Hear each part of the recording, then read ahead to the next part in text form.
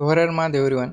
आज हमारा जो डे से का प्रॉब्लम है वो है यूनिक पाथ। तो चलिए पहले डे से का जो स्टेटमेंट है उसे पढ़ लेते हैं प्रॉब्लम का। There are the robot on N X into N grid. The robot is initially located at a top left corner. द रोबोट tries to move to the bottom right corner. The robot can only move either down or right at any point in time. Given the two integer m and n, return the number of possible unique paths that the robot can take to reach the bottom right corner. तो हमें यहाँ पर क्या क्या है, हमें यहाँ पर यम एंड एन दिए हुए है। आप जैसे कि हमारा जो फर्स्ट एग्जांपल है यहाँ पर देख सकते हो, हमें एक रोबोट यहाँ पर हमारे जो टॉप लेफ्ट कॉर्नर है यहाँ पर है और उसे हमारे लेफ्ट बॉटम कॉर्नर पर जाना है। यहाँ पर लाइक यहाँ से स्टार्ट होकर यहाँ पर फिनिश पर जाना है उसे स्टार पर। तो हमारी जो रो है वो 3 रो है, 1 2 3। उसके बाद हमारे जो कॉलम है वो 7 कॉलम है इस एग्जांपल में। तो हमारे जो वे होंगे वो कितने होंगे यहाँ पर, तो इस एग्जांपल में और 28 वे होंगे, 28। तो हम सिंपल एग्जांपल देखते हैं एग्जांपल 2 में। जैसे कि यहाँ पर हमारा जो रो है वो 3 है और कॉलम जो है वो 2 है। तो आप इससे समझ सकते हो कि हमारे जो स्टार है वो यहाँ पर होगा इस सेल में। तो हमें यहाँ तक पहुँचने के लिए कितने वे होंगे, तो यहाँ पर हमारे जो वे होंगे वो 3 वे होंगे यहाँ पर आउटपुट में। जैसे कि हमें यहाँ पर 3 आउटपुट दिया हुआ है, तो वो कैसे होंगे, from the top left corner there are the total of 3 ways to reach the bottom right corner. तो वो कैसे होगा, राइट डाउन डाउन। तो मतलब हम पहले राइट जाएंगे, उसके बाद डाउन, उसके बाद डाउन। यहाँ पर हमें जो स्टार है वो मिल जाएगा फर्स्ट वे। उसके बाद डाउन डाउन राइट, उसके बाद हम यहाँ पर आएंगे डाउन डाउन एंड राइट। तो फिर से हमें जो हमारा स्टार है वो इस अलग वे से एक बार मिल जाएगा, 2 वे हो गए। उसके बाद होगा डाउन राइट डाउन, मतलब हम पहले नीचे जाएंगे डाउन, उसके बाद राइट, फिर से डाउन। तो हमें क्या, हम सिर्फ राइट और या फिर लेफ्ट डाउन ही जा सकते, हम लेफ्ट नहीं जा सकते। अगर हम लेफ्ट अगर जा सकते तो और एक वे हो जाता, लाइक ऐसे write down left down right. तो हमें ऐसा नहीं करना, हमें लेफ्ट नहीं जा सकते हम, इसलिए हमें क्या करना है, सिर्फ डाउन राइट एंड डाउन। तो फिर हमारे हो गया थर्ड वे। तो वैसे हमारे 3 वे हो गए हमारे रोबोट को फिनिश लाइन तक पहुंचने के लिए। तो चलिए इसका पहले कोड लिख लेते हैं। जब हमारा कोड लिखना हो जाएगा उसके बाद हम उसे डिबग करके देखेंगे और आखिर हमारा कोड आखिर वर्क कैसे करता है। तो आई होप आपको प्रॉब्लम तो समझ में आ गई होगा। तो चलिए इसकी जो कोड है वो एक बार लिख लेते हैं। तो हम फर्स्ट यहाँ पर एक कंडीशन डालेंगे, इफ़ हमारा जो एम है हमें दिया हुआ, मतलब हमारी जो रो की लेंथ है अगर वो 1 है और हमारे जो कॉलम है उसकी लेंथ अगर 1 है, तो उस केस में हम क्या करेंगे कि रिटर्न कर देंगे 1 को, क्योंकि उस केस में हमारा जो वे होगा फिनिश लाइन तक पहुंचने का वो एक ही वेव होगा। तो हम यहाँ पर एक एरे क्रिएट कर लेंगे, टुडे एरे क्रिएट कर लेंगे, उससे नाम देंगे DP new int M M N. तो हम उसमें कुछ वैल्यू फिल करेंगे पहले। तो if for int I equal to 0 to M, उसमें हम वैल्यू कैसे फिल करेंगे, टीपी हमारा जो आई होगा वो अपडेट होता रहेगा, हमारा जो जे होगा मतलब हमारा जो कॉलम होगा वो सेम ही रहेगा, वहाँ पर हम 1 को फिल कर देंगे। उसके बाद हमने जैसे हमारे कॉलम में 1 को फिल कर दिया, वैसे ही हम यहाँ पर हमारे जो रो होगा उसको भी हम 1 से फिल कर देंगे। तो उसके लिए हम यहाँ पर हमारा जो आई है उसे अपडेट करेंगे, मतलब हमारा जो कॉलम है उसे अपडेट कर देंगे और उसको भी 1 से फिल कर देंगे। बस हम यहाँ पर एन कर देना है एम की जगह। उसके बाद हम एक नेस्टेड फॉर लूप रन करेंगे। पहला फॉर लूप होगा जो चलेगा इंट आई 0 टू एम तक। उसके बाद सेकंड फॉर लूप होगा int j equal to 0 to n j plus plus.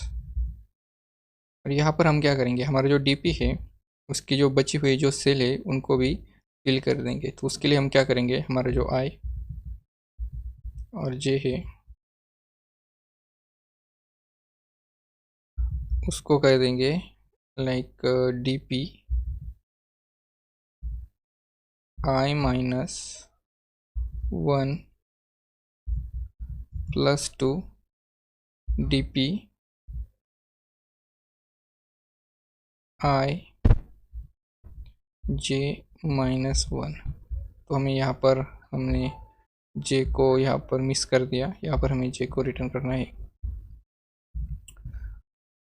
Okay, तो हमने यहाँ पर क्या किया, हमने i माइनस 1 हमारी जो रो है उसको एक रो माइनस करके उसकी वैल्यू ली और यहाँ पर हमारे कॉलम की। जब हमारे फॉर लूप कंप्लीट हो जाएंगे तब हम यहाँ पर रिटर्न कर देंगे रिटर्न dp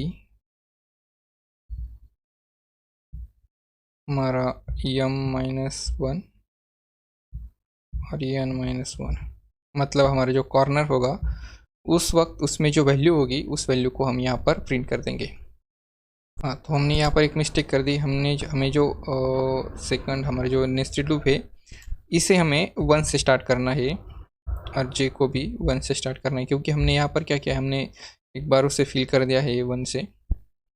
इसलिए हमें उन रो और उन कॉलम को छेड़ना नहीं है, हमें उनको वैसे रहने देना है। सिर्फ हमें जो हमारे जो बाकी के जो सेल है उनको अपडेट करना है, उनमें जो वैल्यू है हमें उनमें कुछ अलग अलग वैल्यू अपडेट करनी है, डालनी है। तो चलिए अब इस कोड को एक बार डिबग करके देखते हैं कि आखिर हमारा कोड वर्क कैसे कर रहा है और हमें जो चाहिए वो वैल्यू, मतलब हमें जो आउटपुट चाहिए वो मिल कैसे रहा है। जैसे कि आप यहाँ पर देख सकते हो, हमने जो कोड वहाँ पर हमने राइट किया है उसे यहाँ पर हमने पेस्ट किया है और यहाँ पर हमारी जो डिबग की प्रोसेस है यहाँ पर हमने टेबल में उसे राइट किया है। तो देखते हैं आखिर हमारा कोड आखिर वर्क कैसे कर रहा है। तो यहाँ पर हमारे स्टेप 2 में क्या हो रहा है, हमारे जो i और j होगा वो 0 0 होगा, उस केस में हमारी जो वैल्यू होगी वो होगी 1। उसके बाद हमारा जो i है वो अपडेट हो जाएगा, मतलब हमारी जो रो है वो अपडेट हो जाएगी, हमारी रो यहाँ पर आ जाएगी, यहाँ पर पॉइंट करेगी।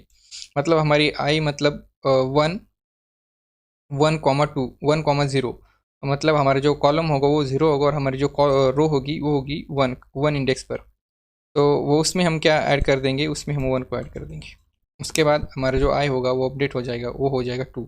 मतलब हमारा जो पॉइंटर होगा यहाँ पर आ जाएगा, हमारी रो होगी m माइनस 1, मतलब लास्ट रो होगी हमारे यहाँ पर वो सेकंड इंडेक्स पर, और हमारा जो कॉलम होगा वो 0 इंडेक्स पर। उसमें हम एक को ऐड कर देंगे, 1 को ऐड कर देंगे।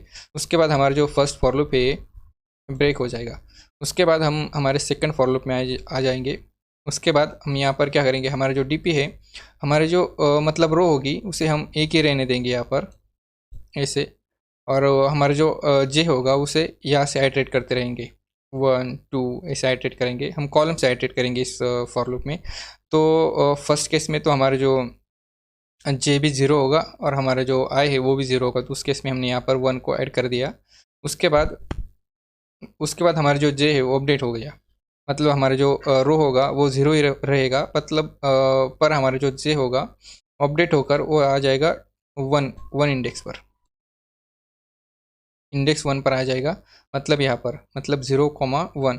तो उस केस में हम यहाँ पर 1 को ऐड कर देंगे और यहाँ पर हमारा जो फॉर लूप होगा वो ब्रेक हो जाएगा। उसके बाद हम हमारा जो थर्ड फॉर लूप है, मतलब हमारा जो नेस्टेड लूप है वो स्टार्ट करेंगे। यहाँ पर जो होगा मतलब वो स्टार्ट होगा अब हमारे i से लेकर, मतलब यहाँ पर 1 से लेकर हमारे m तक, और j मतलब कॉलम हमारा 1 से लेकर n तक। तो चलिए देखते हैं, पहले हमारा i क्या होगा, i हमारा 1 होगा, जैसे कि आप हमारे स्टेप 5 में देख सकते हो, हमारा जो i होगा 1 होगा, हमारा j होगा 1 होगा। तो उस केस में हमारी जो dp की जो वैल्यू होगी वो क्या होगी, हम यहाँ पर कौन सी वैल्यू को प्लस प्लस कर रहे हैं, यहाँ पर ऐड कर रहे हैं dp i minus 1 comma j, मतलब हमारा 1 1 है, i 1 है, j 1 है, मतलब हम इस सेल में हैं, अभी। तो इस सेल में हम क्या कर रहे हैं, हम चेक करें कि हमारा i माइनस मतलब ये आई माइन मतलब हमारा आई क्या है इस केस में, हमारा आई है हमारी रो, तो हमारी रो हो जाएगी माइनस, मतलब i-1 मतलब ये सेल हमारा, और हमारा जो जे होगा वो तो 1 ही रहेगा, तो उस केस में हमारा ए सेल का जो 1 है उसकी वैल्यू हम यहाँ पर लेंगे, उसको प्लस कर देंगे, और उसके बाद हम क्या करेंगे कि और एक वैल्यू ऐड करेंगे उसमें, DPI कॉमा J-1, मतलब हमारा जो आई होगा वो यही रहेगा, मतलब एक ही इंडेक्स पर रहेगा, इंडेक्स 1, और हमारा जो जे होगा वो अपडेट हो जाएगा, मतलब माइनस हो जाएगा 1 से, तो हमारा जे यहाँ पर जाएगा, मतलब J-1 मतलब हमारा जो J है इस कंडीशन में वो 1 है, 1-1 वो हो जाएगा, इस सेल में आ जाएगा हमारा, तो उस सेल में हमारी वैल्यू क्या है 1, 1+1, तो हमें इस सेल में जो वैल्यू ऐड करनी है वो क्या होगी 1+1 2, तो हमारी इस सेल में जो वैल्यू होगी वो हो जाएगी 2, जैसे कि आप यहाँ पर देख सकते हो हमारी वैल्यू यहाँ पर 2 हो जाएगी। तो अब हमारा जो आई होगा वो अपडेट हो जाएगा, हमारा आई हो जाएगा 2, मतलब हमारी जो रो होगी अब वो 3 रो पर हम आइटरेट करेंगे, उसके बाद हमारा जो कॉलम होगा वो 1 ही होगा, मतलब ये, तो हमारी जो सेल होगा वो ये सेल होगा, उसमें हमें जो वैल्यू ऐड करनी है वो आप यहाँ पर देख सकते हो, हमारा DPI-J, तो उसमें हम क्या ऐड करेंगे, DPI-1 and comma J। I-1 क्या है हमारी वैल्यू, I-1 मतलब 2, हम यहाँ पर आ जाएंगे, हमारी I-1 एंड हमारा जो J होगा वो 1 ही होगा, तो उस केस में हमारा जो वैल्यू होगी वो 2 होगी, यहाँ पर 2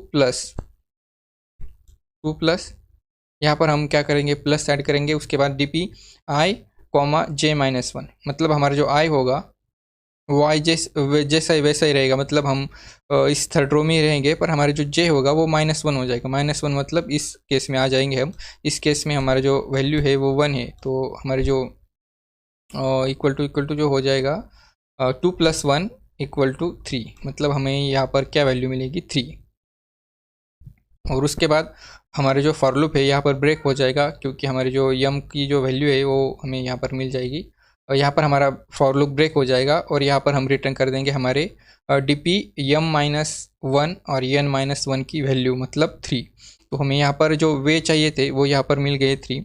अगर उस केस में अगर हमारा और भी एक यहाँ पर और एक कॉलम होता, उस केस में हम क्या करते, तो हमने यहाँ पर जैसे हमारा फॉर लूप ब्रेक हो गया, उसके हम जगह हम क्या करते, हम यहाँ पर चेक करते हमारा ये तो 1 ही रहता, और यहाँ पर हमारी वैल्यू हम यहाँ पर क्या ऐड करते, हमारी वैल्यू ऐसे कैसे काउंट होती है, यहाँ पर हमारा I-1 एंड हमारा J-1, तो हमारा I-1 होगा 2 और हमारा J-1 होगा 1, तो 1 + 2 3, हमारी वैल्यू होगी यहाँ पर 3। उसके बाद हम इस लास्ट को कैसे काउंट करेंगे, हमारा I-1 एंड J-1, मतलब 3 + 3 हमारा 6, और यहाँ पर हमें जो पहुँचने के लिए जो वे होंगे वो 6 वे मिल जाएंगे यहाँ पर, और ये भी हमारा करेक्ट आउटपुट होगा।